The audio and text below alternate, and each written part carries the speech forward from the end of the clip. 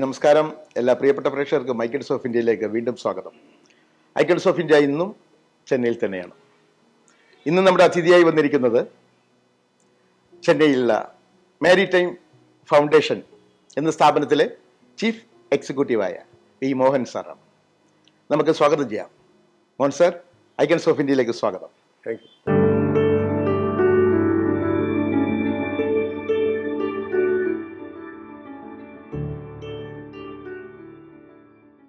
അപ്പോൾ നമുക്ക് സാറിന്റെ വിശേഷങ്ങൾ തുടങ്ങാം. ശരി. എന്താണ് സാർ ഈ മാരിടൈം ഫൗണ്ടേഷൻ? പ്രീസി ട്രെയിനിങ് ഇൻസ്റ്റിറ്റ്യൂട്ട് എന്ന് പറയും. അതായത് കപ്പലിലേക്കുള്ള അവിടെ ജോലി ചെയ്യാനുള്ള ആൾക്കാരെ ട്രെയിൻ ചെയ്ത് വിടുക. ഇത് കമ്പൽസറിയാണ്. കപ്പലിലേക്കുള്ള എല്ലാം നോക്കുന്നത് DG ഷിപ്പിംഗ് എന്ന് പറഞ്ഞിട്ടുള്ള ഒരു അതോറിറ്റിയാണ്. അപ്പോൾ അവരുടെ നിർബന്ധമായിട്ടുള്ള ഒരു ഇതാണ് പ്രീസി ട്രെയിനിങ് കഴിഞ്ഞതിന് ശേഷം കപ്പലിലേക്ക് അയക്കാൻ പാടും. അങ്ങനെ ഉള്ള ട്രെയിനിങ് നടത്തി കൊടുക്കുന്ന ഒരു സ്ഥാപനമാണ്. പുതുതായിട്ട് ഒരാൾ ജോയിൻ ചെയ്യുന്ന സമയത്ത് കപ്പലിനെ പറ്റി വേണ്ട കാര്യങ്ങൾ അറിഞ്ഞിട്ടില്ലെങ്കിൽ ബാക്കിയുള്ളവർക്കും കൂടി അത് സേഫ് അല്ല. അപ്പൊ ഇവര് പോകുന്ന സമയത്ത് ഒരു ഫയർ വന്നു കഴിഞ്ഞാൽ, ഇല്ലെങ്കിൽ എവിടേക്കാണ് എന്തൊക്കെയാ ചെയ്യാൻ പാടില്ലാത്തത്, എവിടേക്കാണ് നിൽക്കാൻ പാടില്ലാത്തത്, എന്തൊക്കെയാ ഉപയോഗിക്കാൻ പാടില്ലാത്തത്, ഇതൊക്കെ അറിയണം. അപ്പൊ അങ്ങനെയുള്ള കാര്യങ്ങളൊക്കെ പഠിപ്പിച്ച് മിടുക്കന്മാരാക്കി അതിൻ്റെതായിട്ടുള്ള പരീക്ഷ പാസ്സാക്കി വേണം അവരെ അയക്കാൻ. അപ്പൊ അതിന് പല വിഭാഗങ്ങളുണ്ട്. 6 മാസത്തെ കോഴ്സ് ഉണ്ട്. അത് സീമനായിട്ട് പോകാൻ വേണ്ടിട്ട് 6 മാസത്തെ കോഴ്സ്. ഏറ്റവും കുറഞ്ഞൊരു കോഴ്സാണെന്ന് തോന്നുന്നു 6 മാസം അല്ലേ? ഏറ്റവും കുറഞ്ഞ കോഴ്സാണ് 6 മാസം കോഴ്സ് കഴിഞ്ഞാൽ സീമനായിട്ട് പോകാൻ പറ്റും.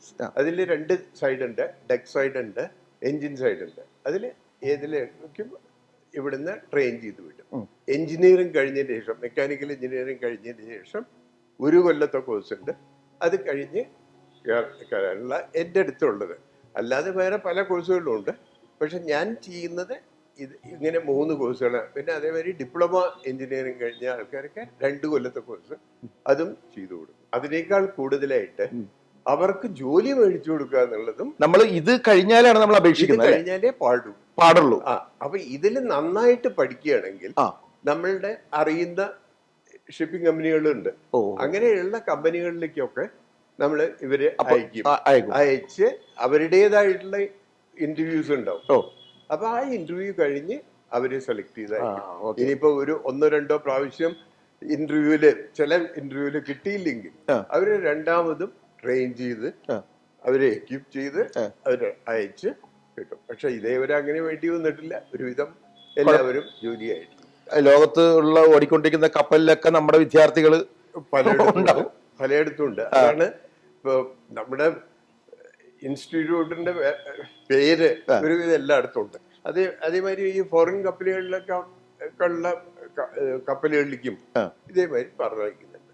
സാധാരണയായിട്ട് ഇത് ഷിപ്പിൽ പോയിരുന്ന ആൾക്കാരാണ് ഇതിന്, അത് നിർബന്ധമാണ്. ഇത് പഠിപ്പിക്കുന്ന ആൾക്കാരും എല്ലാം ഷിപ്പിൽ ട്രെയിൻ പോയിട്ടുള്ള ആൾക്കാർ, എക്സ്പീരിയൻസ് ഉള്ള ആളായിരിക്കും. ഞാൻ ഷിപ്പിൽ സെയിൽ ചെയ്തിരുന്ന ഒരാളാണ്. എത്ര വർഷം സാർ? ഞാൻ 15 കൊല്ലം സെയിൽ ചെയ്തിട്ടുണ്ട്. അതിന് ഏറ്റവും വലിയ എക്സ്പീരിയൻസ്. അതില് 5 കൊല്ലം ചീഫ് എഞ്ചിനീയർ ആയിട്ട് തന്നെ സെയിൽ ചെയ്തിട്ടുണ്ട്. അപ്പൊ ആ ഒരു എക്സ്പീരിയൻസിന്റെ പുറത്താണ് സാർ ട്രെയിനിങ് കൊടുക്കുന്നത്. അത് മാത്രമല്ല, അത് കഴിഞ്ഞിട്ട് ഞാൻ ഷിപ്പ് റിപ്പയർ ചെയ്തിരുന്നു. ഇവിടെ ചെന്നൈ പോർട്ടിൽ വരുന്ന ഷിപ്പുകൾ അതിൽ പോയി റിപ്പയർ ചെയ്ത് അത് ഷിപ്പ് പറഞ്ഞേക്കും. അങ്ങനെയുള്ള പണിയും ചെയ്തിരുന്നു. 2001 ഞങ്ങൾ ഇത് തുടങ്ങിയത്, ഈ മാരിടൈം ഫൗണ്ടേഷൻ. അപ്പൊ തുടങ്ങിയിട്ടുള്ള ഒരു കമ്പനിയായിരുന്നു. അത് ടേക്ക് ഓവർ ചെയ്ത് ഏകദേശം ഇപ്പൊ നിലവിൽ എത്ര ആളുകളുണ്ട് പഠിക്കുന്നുണ്ട് ഇപ്പൊ ട്രെയിനിങ്ങിൽ ഉണ്ട്? എല്ലാം കൂടെ ഒരു 125 പേരുണ്ടാവും ഇപ്പൊ നിലവിൽ. ഇപ്പോഴും എത്ര പേര് പഠിച്ചു പോയിട്ടുണ്ട് നമ്മുടെ ഇതിൽ നിന്ന്? GP റേറ്റിംഗ് എന്ന് പറയും ഈ 6 മാസ കോഴ്സ് എന്ന് പറയുന്നത്. അങ്ങനത്തെ ഇപ്പോഴത്തെ നടക്കുന്ന സെഷൻ 81ാമത്തെയാണ്. അതേമാതിരി 36ാമത്തെ GME എന്ന് പറയും, ഈ ഗ്രാജുവേറ്റ് മെറൈൻ എഞ്ചിനീയേഴ്സിന്റെ. അങ്ങനെ ഓരോ ബാച്ചുകളും, അത്രയും ബാച്ചുകൾ നമ്മൾ പുറത്തിറങ്ങി. അപ്പൊ സാറിന് എവിടെ ചെന്ന് കഴിഞ്ഞാൽ ശിഷ്യന്മാരുണ്ടാവും. ഏത് രാജ്യത്ത് നിന്നാലും ഒരാളെങ്കിലും ഉണ്ടാവും ഒരു ഷിപ്പിലല്ലേ സാറ് പഠിപ്പിച്ചത്. പലയിടത്തും ചില സ്ഥലങ്ങളിലൊക്കെ പോകുന്ന സമയത്ത് ഇതേമാതിരി വന്നിട്ട് സാർ ഓർമ്മയുണ്ട് ഇപ്പൊ ഇന്ന ബാച്ചിൽ ചെയ്യണമെന്ന് പറയും. ഇത് ഡക്കിലും എഞ്ചിനിലും. ഓ. അപ്പൊ എഞ്ചിനീയറിംഗ് പഠിച്ചിട്ടുള്ള ആൾക്കാർക്ക് എഞ്ചിൻ സൈഡില്, അതേമാതിരി നേവിഗേഷൻ പഠിച്ചിട്ടുള്ള ആൾക്കാര് നാവിഗേഷൻ സൈഡില്, ഡെക്ക് സൈഡ് എന്ന് പറയും, അതിലേക്കാണ് പറഞ്ഞേക്കുന്നത്. അപ്പൊ എന്തായാലും മോഹൻ സാറ് ഈ കപ്പലിലൊക്കെ ഇങ്ങനെ ഈ ഇങ്ങനെ ഒരു സർവീസ് ഒക്കെ ചെയ്ത കാരണം പല പല രാജ്യങ്ങളിൽ പോകാനുള്ള അവസരങ്ങൾ ഉണ്ടായിരുന്നു.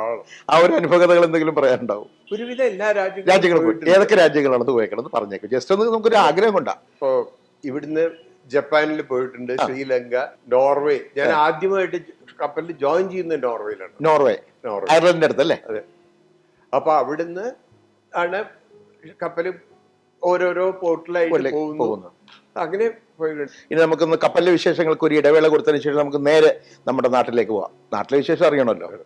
നാട് എവിടെയാണ് സാറിന്റെ? ശരിക്കും ജനിച്ചു വളർന്നതൊക്കെ കുറ്റിപ്പുറത്ത് അടുത്ത് വളാഞ്ചേരി. വളാഞ്ചേരിയിലാണ് ജനിച്ചു വളർന്നതും 10ാം ക്ലാസ് വരെ പഠിച്ചതും. ജനിച്ച അച്ഛന്റെ പേരെന്താണ്? വേലായുധ മേനോൻ. അമ്മയുടെ പേര് ലീല.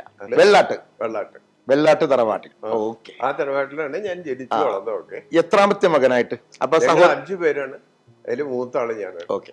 അപ്പൊ സഹോദരങ്ങൾ, സഹോദരികൾ? ഞങ്ങള് 4 സഹോദരങ്ങളും ഒരു സഹോദരി. സഹോദരന്മാരുടെ പേരൊക്കെ പറഞ്ഞോളൂ. എന്റെ തൊട്ട് താഴെയുള്ളത് ജയപ്രകാശ്, അവിടെ അബുദാബി കസ്റ്റംസിലായിരുന്നു. ഓക്കെ. അവിടുന്ന് തിരിച്ചു വന്നു. അടുത്തത് അനിയത്തിയുണ്ട്, അനിയത്തി സുശീല. ഒരു ആലുവയിലാണ് താമസിക്കുന്നത്. വേലായുധൻകുട്ടി എന്നും പറഞ്ഞിട്ട് അടുത്താണ്. വേലായുധൻകുട്ടി ഷിപ്പിലെ ക്യാപ്റ്റനായിരുന്നു. സാറിന്റെ ഫീൽഡിൽ തന്നെ തിരഞ്ഞെടുത്ത്. പിന്നെ ഏറ്റവും താഴെയുള്ള ആള് സതീഷ് കുമാർ എന്ന പേര്. അങ്ങനെ ഈ ഫാർമസ്യൂട്ടിക്കൽ ഡിസ്ട്രിബ്യൂഷൻ. എപ്പോഴായിരുന്നു സാറിന്റെ വിവാഹം?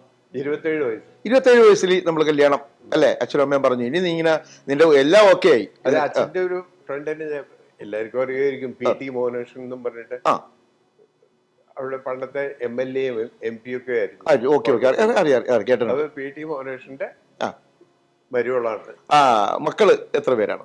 എനിക്ക് 2 പെൺകുട്ടികളാണ്. 2 പെൺകുട്ടികൾ. മക്കളുടെ പേര് പറഞ്ഞോളൂ. ഒന്ന് ധന്യ, കുട്ടി എന്ത് ചെയ്യുന്നു? പൂജ. രണ്ടുപേരും എന്ത് ചെയ്യുന്നു? 2 പേരും എന്റെ ഒപ്പം തന്നെയുണ്ട്, ചെന്നൈയിൽ തന്നെയാണ്. അവരുടെ ഭർത്താക്കന്മാർ 2 പേരും വിവാഹം കഴിഞ്ഞു. 2 പേരും വിവാഹം കഴിഞ്ഞു. മൂത്താള് കല്യാണം കഴിച്ചിരുന്ന ഒരു കപ്പലിലെ ക്യാപ്റ്റനാണ്.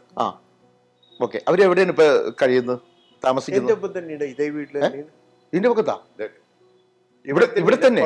ഫസ്റ്റ് ഫ്ലോറിൽ മൂത്താള് ധന്യ, അജയ്. 2 പേരും ഫസ്റ്റ് ഫ്ലോറിലുണ്ട്, അവരുടെ ഫാമിലി ഉണ്ട്. സെക്കൻഡ് ഫ്ലോറിൽ പൂജയും ഡോക്ടർ അഭിലാഷ് എന്ന് പറയും. രണ്ടാമത്തെ ആള് ഒരു മാക്സിലോഫേഷ്യൽ സർജൻ. 2-3 ഹോസ്പിറ്റൽ. അപ്പൊ മക്കളെ കെട്ടിച്ചങ്ങോട്ട് വിട്ടില്ല? ഇല്ല, ഞാൻ ചേർത്ത് പിടിച്ചിരിക്കുവാണ്. ഞങ്ങളുടെ കൂടെ തന്നെ ആ ഒരു കൂട്ടുകുടുംബം. പക്ഷെ എന്നാൽ അടുക്കള സെപ്പറേറ്റ് ആണ്. അവരുടേതായിട്ടുള്ള ടേസ്റ്റിൽ അവർ കഴിച്ചോട്ടെ, പ്രൈവസി അവർക്ക് വേണം. അപ്പൊ സാറും വൈഫും നമുക്ക് എന്തെങ്കിലും ആവശ്യമുണ്ടെങ്കിൽ ആർക്കും അങ്ങോട്ടും ഇങ്ങോട്ടും ആവശ്യമുണ്ടെങ്കിൽ വിളിക്കാവുന്നതാണ്. അപ്പൊ നമ്മൾ ഈ ഷിപ്പിലെ ഇങ്ങനെ സംഭവങ്ങളൊക്കെ നമ്മൾ പോകുമ്പോൾ നമ്മൾ കിട്ടുന്ന എന്തായാലും ദൈവം നമുക്ക് തന്ന അനുഗ്രഹങ്ങളിൽ നിന്ന് നമുക്ക് എന്തെങ്കിലുമൊക്കെ ആ സമയത്ത് ചാരിറ്റി പ്രവർത്തനങ്ങൾ എന്തെങ്കിലുമായിട്ടൊക്കെ നമ്മൾ ചെയ്യാനുള്ള ഒരു ആഗ്രഹം.